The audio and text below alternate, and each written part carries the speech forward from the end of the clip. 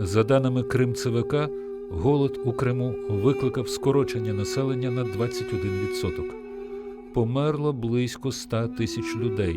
Спад кримсько-татарського населення склав приблизно 76 тисяч людей.